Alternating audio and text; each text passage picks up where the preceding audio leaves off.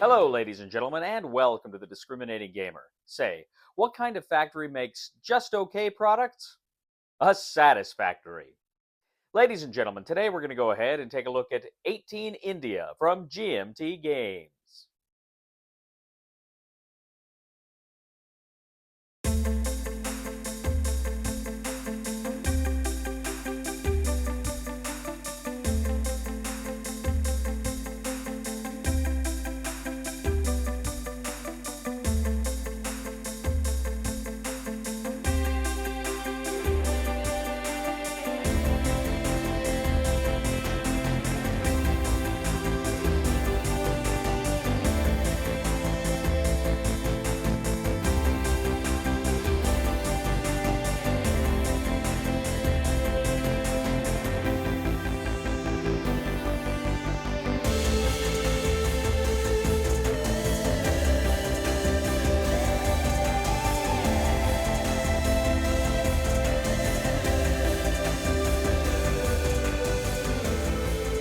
We'll get back to the review in just a moment. I want to take a minute to ask you to check out my other channel, that is Cody Carlson, PhD, where we talk about history, books on history, military history. I even post some of my lectures for my classes on there. Please check that out. Please subscribe to that channel. And now, back to the review. In 18 India from GMT Games, 1 to 5 players compete to become the most powerful of railroad magnates, amass the greatest, most profitable companies, and become the wealthiest industrialist of them all. The game board is a map of India with various hex spaces, some of which contain certain commodities or geographic features. You're also going to have various information around the sides of the board. Now, at the very beginning of the game, each player is going to go ahead and take a player mat in a specific color. Players are going to go ahead and actually engage in a card drafting system. Depending on player count, you're going to get so much money. You're also going to get so many stock certificates for different companies. You're going to mix that up, and you're going to go ahead, pass them around, and then you're going to start with this kind of deck of stock certificates. Now, those aren't yours yet. You'll have opportunities to purchase those stocks later. You lay out kind of an initial public offering. Now, these are various stock certificates that are going to be available on the board. Now, you can go to purchasing. Now, on your turn, you can purchase any of the stocks within your deck of any one color. You can purchase as many as you want, as many as you can afford, but they can only be from one color, that is to say, from one company. You can then go ahead and purchase 1 to 2 stock certificates of any color from any row of the initial public offering. Now, you're going to go ahead and set out $9,000 for the bank at the beginning of the game.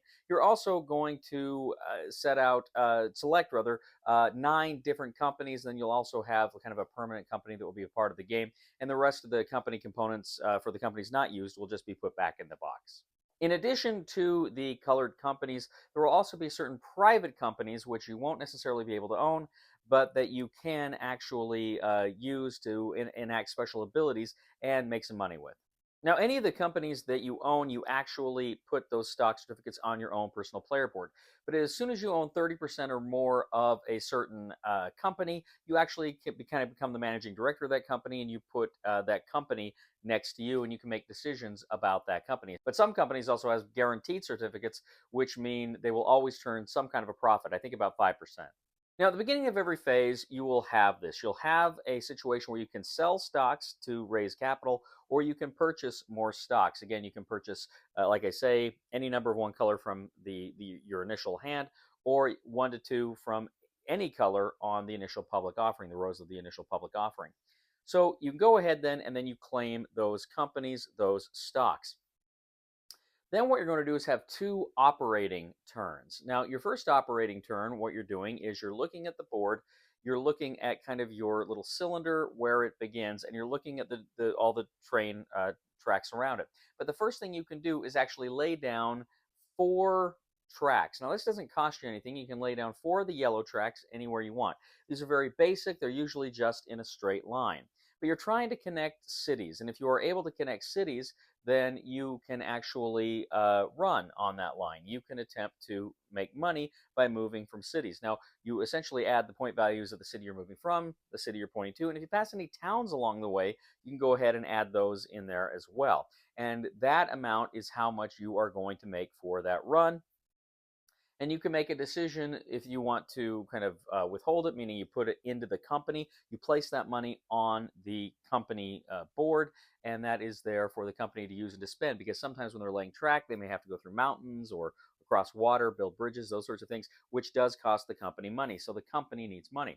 But at the same time, you're trying to raise your own capital, so you can make the decision that you're going to actually pay a dividend. Anybody that owns stock, and of course, if you're running the company, you'll be the biggest stockholder, but anybody that has stock in that company will then gain 10% of whatever that value is worth that the company made during that run. So you're going to go ahead, you're going to do that, and then you will have a second operation phase where you go ahead and do that again. Now, when the company pays out dividends, its stock value actually goes up. So you're actually going to move your kind of player marker up one space or a number of spaces, depending on how wealthy it was, how much money it made. That actually increases the price of the stock. Then you get a chance to do the second phase. You can do the same thing. Now, when you're actually putting out those yellow tiles, instead of putting out any yellow tiles, you can actually put out an upgraded tile, meaning a green or a brown. You can upgrade these tiles, and these upgraded tiles usually have kind of more pathways along which the trains can move, the routes can move, and you can go ahead and do that. And then you can run the trains and again hopefully be able to make more profit. Now as you're doing this consistently, you will have to buy trains. You do actually have to purchase a train. This is something company money is used for, that it can run, and as the game goes on, you can buy bigger, more powerful, and multiple trains that can go along different routes and make even more money for the company. Critically too, there are commodities. If there's a commodity along the track, you can actually make a run there and then claim that commodity for your company, again making more money. Now there are some dotted lines in red along the map, and if ever you have a track that goes toward one of those lines, you have to put a little red marker there to indicate that it stops. Essentially, there's a gauge problem. They use different gauges, and you can't advance any further. Then in round 4, you can go ahead, remove those, and then continue on as normal. So players are essentially going around and around. They are selling and buying stock. They are placing railroad tracks. They are making runs with their trains. They are making money. They're either giving that money to the company or they are paying dividends on that. They're raising their stock price, and they are hoping again to make money personally. Now, this goes on and on until you reach the end game. The end game is triggered if ever the bank, that original $9,000 that was set aside, if ever that is paid out, if ever that's gone, then you move to the end phase of the game. If ever any stock company's value reaches 400 rupees, then the game ends with that round. Now, players are going to go ahead, they're going to add up their own personal wealth, and whoever has the most money wins. 18 India. Okay, just a couple of things I got to say right off the bat. First of all, I'm barely scratching the surface of how you play this game. There is a lot more to this game. There is a very big learning curve here. There is a lot going on in this game. And again, this is not a how to play to video. I'm just trying to give you the basics to give you context for my review. But just know there is a ton there. This is a very dense game. Second thing I want to say is I've just played this once, and we didn't finish. We didn't get through the whole game. And so bear that in mind. I want you to look at this as more of an impressions video than a full review. Because frankly, I don't know if I'm going to get this one to the table again. And I'll explain why.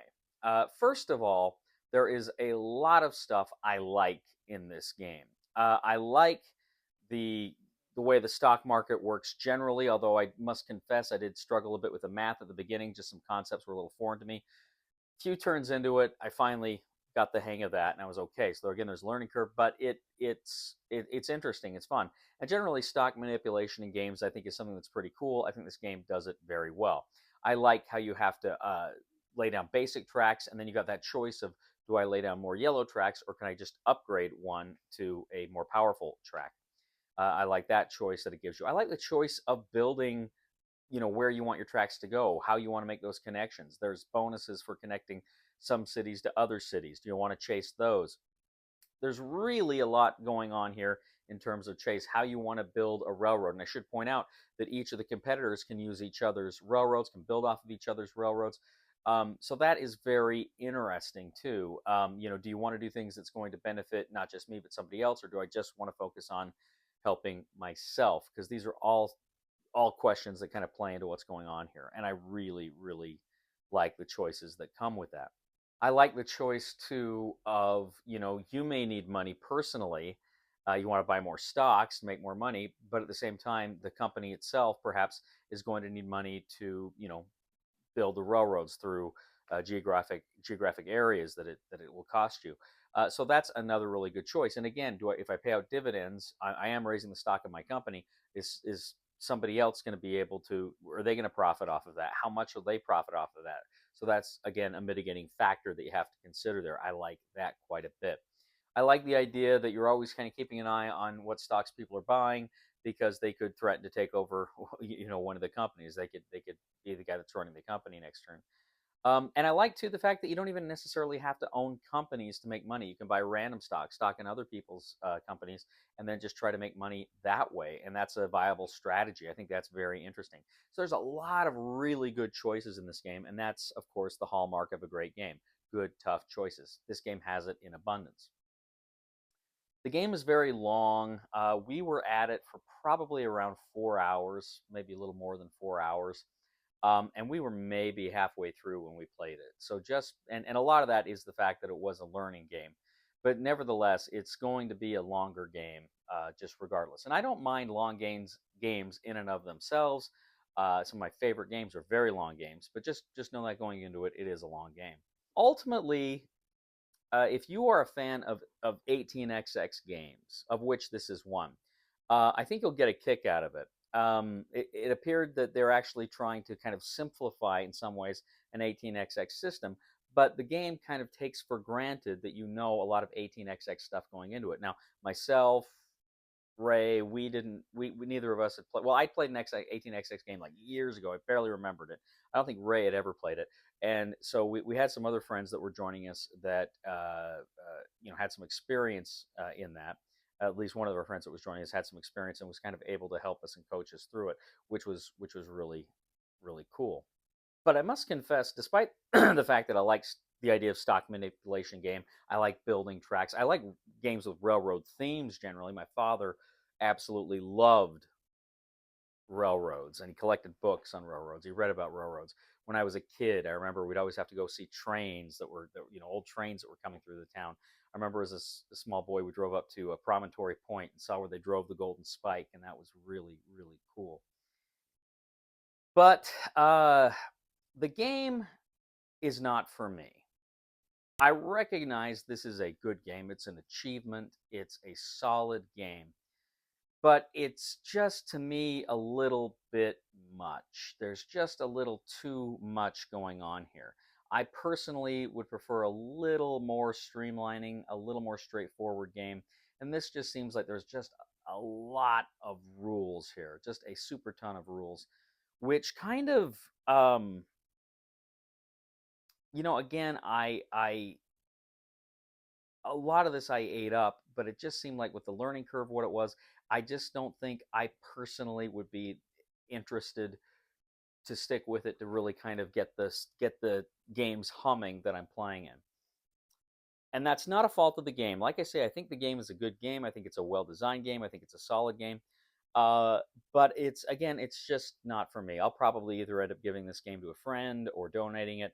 But I recognize there's going to be a ton of people out there who really, really will eat this game up. So the recommendation for the discriminating gamer is try it before you buy it. If you like 18xx, I think you'll really get a kick out of this game. If you're new to 18xx, I'm not sure this is the place to start. I think there probably are simpler versions of the system out there. But again, if you like these kinds of games, I think you'll enjoy it. Thank you, ladies and gentlemen, for joining us today on The Discriminating Gamer. As always, we ask you to please leave a comment for us on YouTube, on Board Game Geek, on our Facebook page, or on thediscriminatinggamer.com. We'd ask you to please like us on Facebook, subscribe to us on YouTube, and follow us on Twitter. I'd also ask you, ladies and gentlemen, to please check out my other channel, that is Cody Carlson, PhD, where we talk about military history, books on history. I even post some of my lectures on there. I'd ask you to go ahead and check that out, and please subscribe to that channel. It would mean a lot to me. Also, we'd ask you to give a thumb to this video on Board Game Geek, and if you are a fan of the channel, you like the kind of content we bring here, I'd humbly ask you to click on the Super Thanks button and leave a tip. You know, ladies and gentlemen, I had a book on abdominal pain, but it was damaged. Somebody removed the appendix. Please somebody help me on my feet again. And I don't know where I'm going, and I don't know where I've been. Please somebody help me on the solid ground. It's a long time, and I've been dying. Once a year I wind up in the band. God knows that I love Oh, hey! Hi. I didn't think you were gonna make it. I know. I'm sorry I'm late. I had this friend come over who actually convinced me he was the king of America or some stupid thing like that. I don't know. I'm sorry. I'm just glad I'm here with you. It doesn't matter. Oh, no, I'm glad you're here too. No, I have a little confession. I have had a crush on you for a couple months. Really? Yeah? I can't believe that.